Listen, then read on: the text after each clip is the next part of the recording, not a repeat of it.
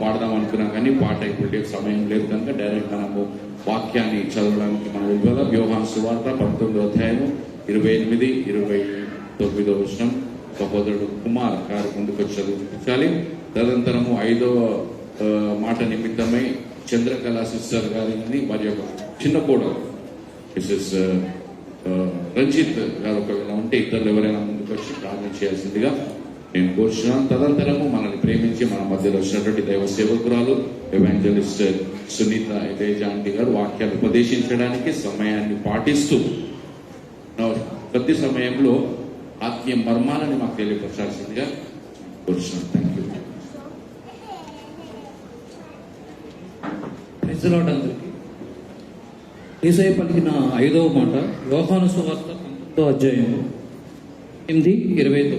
అటు తరువాత సమస్తము అప్పటికి సమాప్తమైనదని యేసు ఎరిగి లేఖనమును నెరవేర్చినట్లు నేను దప్పిక కొనుచున్నాను అని చిరాకుతో నిండి ఉన్న పాత్ర అక్కడ పెట్టి ఉండెను కనుక వారు ఒక స్పంజి చిరాకుతో నింపి హిస్సోపుకు పుడకకు తగిలించి ఆయన నోటికి అద్దించిరి.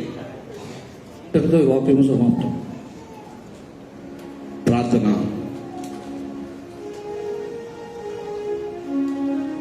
రంజిత్, చంద్రకళ సిస్టర్ వాళ్ళ ఫ్యామిలీ ఎవరైనా వచ్చారండి?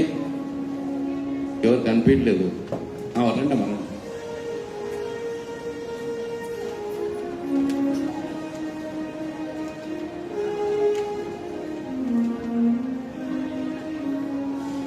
ఈ మాట తర్వాత నేను మాట ఇచ్చిన విధంగా నేను ప్రత్యేకమైన పాట పాడడానికి సిద్ధపడమని చెప్పాను. అనురాధ సిస్టర్ వారితో ఇద్దరు హెప్సిబా యవన కుమార్తె బాప్తిజం తీసుకుని సిద్ధపడుతుంది. తర్వాత వారి యొక్క సహోదరి అనూష, వారికి నేను మాట ఇచ్చాను ప్రత్యేకమైన పాట పాడడానికి. మీరు ఒకవేళ సిద్ధపడి ఒకటే ఒక వచనం మీరు నేర్చుకున్నటువంటి ఆ యొక్క పాటలో ఒకే ఒక వచనం ముందుకు వచ్చి పాడడానికి సిద్ధపడాల్సిన నేను కోరుచున్నాను. ఒకటే ఒక వచనం.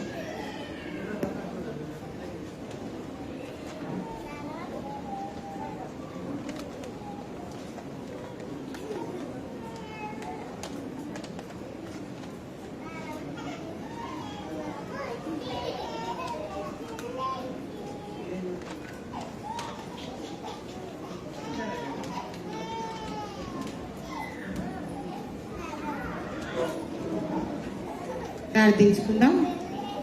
స్తోత్రంనైనా పరిశుద్ధుడా పరిశుద్ధుడా కృపా మేడ కర్ణగల దేవా నీకు వందనములు. ఇదిగోనైనా ప్రభువా గడిచిన దినంతా కాపాడినో రక్షించును సురక్షితంగా ఉంచును నాయన మరి కుటుంబంతో సంఘం ఎంతో ప్రభువా నువ్వు ప్రేరేపణించి ప్రేమించి కనికరించి నాయన ఆశీర్వదించును ప్రభు. ఆయన 4 గుంపులు బిడ్డలను స్త్రీలను పురుషులను ఫాస్టింగ్ ప్రేయర్లో మరి ప్రతి ఇల్లు దర్శించిన బిడ్డలందరినీ దీవించి ఆశీర్వాదించమని అడుగుచున్నాం. దేవా నీకు వందనములు. ఆ నిమిత్తం నాయన మరణించి తిరిగి నాయన 3వ దినం లేచిన దేవానికి స్తోత్రం. కల్వరి సిలువలో కాల్చిన అమూల్యమైన రక్తం ప్రవేశింపజేయి. మా పాపములు కడిగి వేసిన కాపాడిన రక్షించు నాయన. సంఘం చుట్టూ కంచె వేసి పెట్టి సంఘంలో ఉన్న ప్రతి బిడ్డను చిన్నలను పెద్దలను అధికారులను దీవించి ఆశీర్వాదం. అయ్యగారి సేవ దీవించు నాయన. అమ్మగారుల సేవలో నాయన మరే కుమార్తెలు నడుస్తున్నారు అటు వారిని కూడా జ్ఞాపకం చేసుకొని నాయన స్థిరంగా నిలబెట్టమని ప్రార్థిస్తుంది. మా కుటుంబాలను అందరినీ నన్ను నా కుటుంబాలను జ్ఞాపకం చేసుకొని మయం పొందమని యేసు క్రీస్తు నాయన పేట ప్రార్థించి అడిగి వేడుకుంటున్నాం తండ్రి.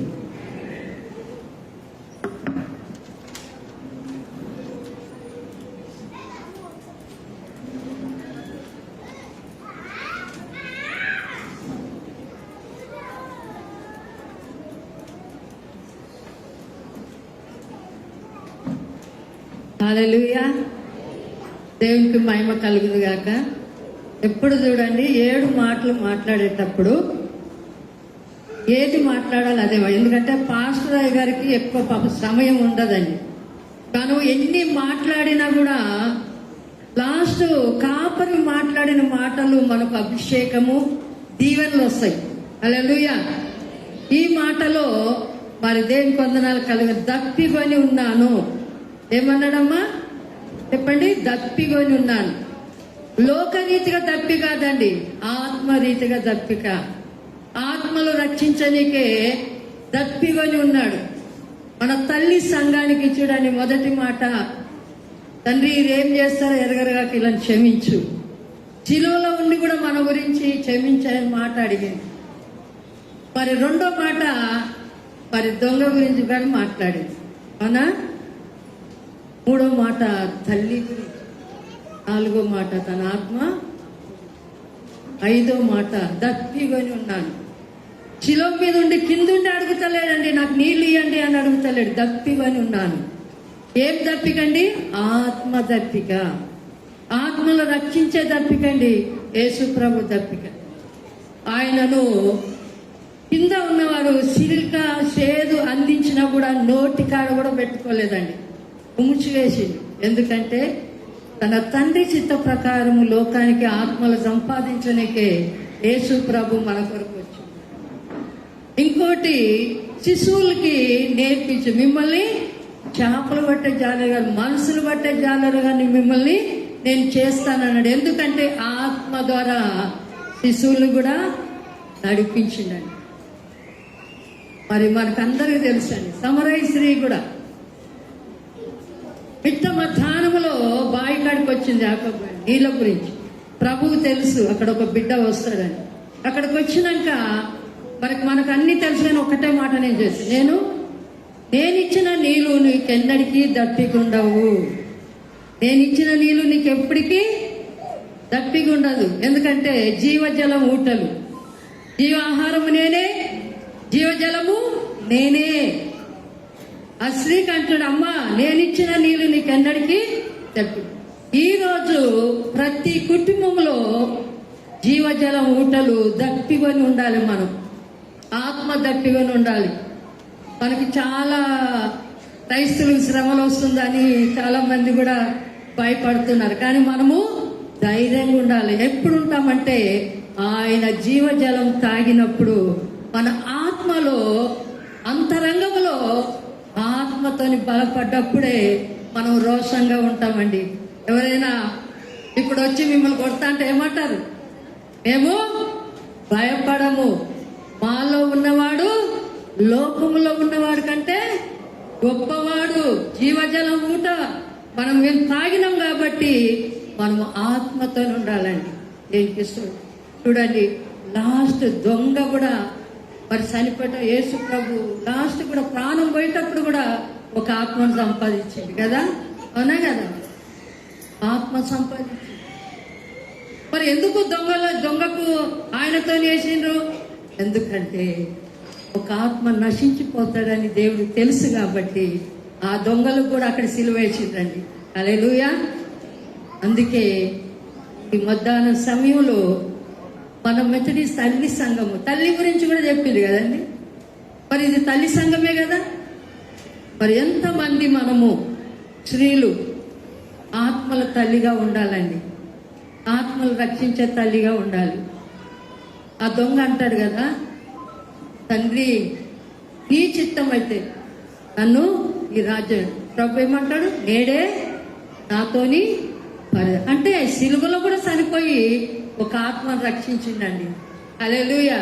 ఎందుకంటే ఆత్మ గల దేవుడు, పరిశుద్ధాత్మ దేవుడు ఆత్మలు సంపాదించారు. అందుకే ప్రభు అంటాడు, శిశువులకి మిమ్మల్ని మనసులు బట్టే జాలలుగా చేస్తాను, ఆత్మలుగా. మరి లోకములో సేవకులు తల్ల కిందలు చేసేవారు ఉన్నారు అని అన్నాడు దేవుడు. ఈరోజు నువ్వు నేను ఆత్మలు సంపాదిస్తున్నామా? సన్నిధానం తీసుకొస్తున్నామా? ఈ యొక్క గ్రామంలో ఇంత పెద్ద మందిరం దేవుడు కట్టించిందంటే ఎందుకు కట్టించిండు? ఆత్మలు తీసుకురానికి. మరి అయ్యగారు అన్నారు, బాప్తిసం తీసుకున్న వారు 9 మంది గురించి ప్రార్థించారు. హల్లెలూయా. 9 ఆత్మలు రక్షించుకున్నారు. 9 మందే కదండి, ఇంకా ఎక్కువ రక్షించాలి మనం. ఆత్మలు రక్షించే బిడ్డలుగా ఆత్మ దాహం తీర్చుకునేటట్టు ఉండాలి. దాహం అండి, ఎందుకంటే మనకి ఎండాకాలమే కదా గుడ్పేడ వస్తుంది ఎక్కువ. నీళ్ళు మరి మా పాస్టర్ గారు ఏమన్నా నీళ్ళ బాటలు పెట్టిపించింది మాకు తాగమని. కానీ ఈ నీళ్ళు లోకరీతిగా నీళ్ళు, కానీ దేవుడిచ్చిన జీవజలము నిన్ను నన్ను రక్షించు. ఆ స్త్రీకి అంటాడమ్మా నేను దప్పికొని ఉన్నాను, ఎప్పుడైతే ఆ మాట అని దేవుడు అన్నాడు, ఏమన్నాడంటే నేను ఇచ్చిన నీళ్లు నీకు ఎన్నడికి తప్పికూడదంటే ఆయన పాప జీవితం అక్కడ ఆ కుండ పగలగొట్టి పరిగెత్తిందండి.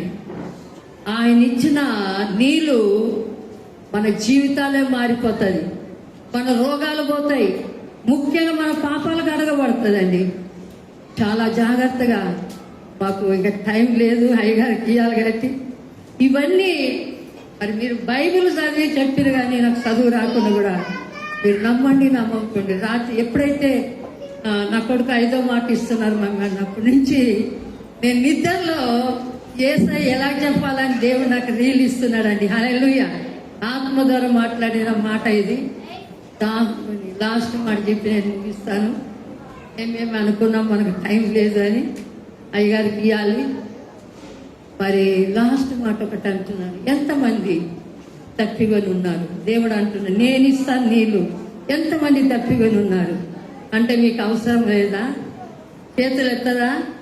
ఎంతమంది తప్పికొని ఉన్నారు? ఈ మధ్యాహ్న సమయంలో ప్రభు అంటున్నాడు నేను మీకు ఇస్తున్న నీళ్లు ఎన్నడికీ తప్పి ఉండదండి. ఆయన ఇచ్చిన నీళ్లు ఇప్పుడు ఈ లోకరీతి నీళ్ళల్లో అన్ని మెడిసిన్ అన్ని కలిపి మనకు ఫిల్టర్గా వస్తాయి, కానీ దేవుడు ఇచ్చిన నీళ్లు వచ్చిన నీళ్ళు. ఆ నీళ్ళు ఏంటి తెలుసండి? వాక్యం, పరిశుద్ధాత్మ. ఒక్కొక్క బిడ్డకు ఒక్కొక్క వాక్యము నీ కుటుంబంలో నెరవేర్చాలి. ఇంకోటి పరిశుద్ధాత్మ ద్వారా దేవుడు మాట్లాడుతున్నాడు, ఈ రోజు నుంచి నీ కుటుంబము దాహం పై ఉండాలి. హల్లెలూయా. దేవుడు అంటూ నేను ఇస్తున్నాను జీవజలం ఊటలు, నేను ఇస్తున్నాను మీకందరికీ, నా పిల్లలకి అందరికి ఇస్తున్నాను. చాలా జాగ్రత్తగా ఈ నీళ్లు మీరు తాగి సువార్త ప్రకటించాలి. దాహం తీర్చింది కదా దేవుడు, ఇంట్లోనే ఉండాలని కదండి, బయటికి వెళ్ళాలండి, బయటికి వెళ్ళాలి, సువార్త ప్రకటించాలి, సంఘం నింపాలి. మధ్యాహ్న సమయంలో దాహం కొని ఉన్నారు కాబట్టి ఆ స్త్రీ ఆ మాట విని వెళ్ళి శిష్యులకు చెప్పిండు కదా, రండి యేసయ్య నజరేతు యేసు వచ్చిండు, రండి నాకు ఇచ్చిన దాహం మీకు కూడా అని ప్రకటించినట్టు మనం ఈ మధ్యాహ్న సమయంలో దాహం కొని ఉన్నాం కాబట్టి చాలా జాగ్రత్తగా మీ కుటుంబంలో ఈరోజు వాక్యం నేనే ఆహారం, జీవాహారం నేనే, జీవజలం నేను. ఏం లేదు, దీని మీద ఒక పాట కట్టినా ఎప్పుడైనా సండే అయ్యగాదిస్తే ఆ పాట నేను పాడతానండి. హల్లెలూయా. మరి దేవుని వందనాలు. మరి ఈ సమయం మరి నాకు ఇచ్చినందుకు దేవుని వందనాలు. సంఘ కాపాయికి, సంఘ కమిటీకి, మీ అందరు కూడా వందనాలు చెల్లిస్తున్నాను.